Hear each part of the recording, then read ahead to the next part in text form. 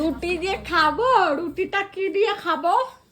কেন রুটি দিয়ে? আমি রুটি দিয়ে খাবো। আমি একটু ছোলার ডাল, ছোলা আর মটরের ডাল দিয়ে রুটি করে আমি বাঁধাকপি ফুলকপিতে তরকারি রান্না করে খাবো। ও নিজের চিন্তা ভাবনা তো করে নিলে, তা আমরা কি খাবো?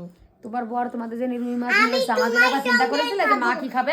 আমি তোমার সাথে খাবো। ওই দেখ আমার নাতনি ঠিক আছে। কেন মাছের তরকারি ছাড়া আরো কিছু হয়েছিল না বলে? হয়েছিল তো। তা ভালো করে জানিস যে আমি ওগুলো খাই না।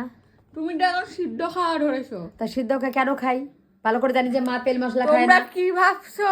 এই যে এটাকে দেখে মনে হচ্ছে এই আমার শাশুড়ি ভালো শাশুড়ি, খাওয়া দাওয়া নিয়ে যে কি জ্বালায়। না ও ওটা মাদে খাই না, ঘোড়া ওটা খাই না। ডিস্টার্ব করি এটা কখনোই খাই করি না। এই আমার ভাত যা হয় খাই সেটা না। আমি খাই না। আমি হ্যাঁ খাই না বলি, কিন্তু আমি কখনো এটা করো করো নি ওইটা কেন করো আমি কখনোই করি না। আমার যেটা খাবার আর পারলে আমি করে নিই, না পাই বলে শুধু মুড়ি খাই, কিন্তু খাওয়া নিয়ে আমি কোনো ডিস্টার্ব করি না। বললে তো হবে না, তুমি সবার কাছে খারাপ করবা। বললাম আমাকে একটু ভাত খাইয়ে দাও, দিল না। মিথ্যা কথা কেন বলিস? মিথ্যা কথা কেন বলিস? তোকে খাই দিই না আমি? টাকাটা আমি ভান্ডারে ভরবো। ওই দেখো টাকা পেয়ে গেছে আরেকজন, মানে যার যার বিয়ে তার তার টুপলা গেছে ওই উনি ভান্ডারে ভরবে।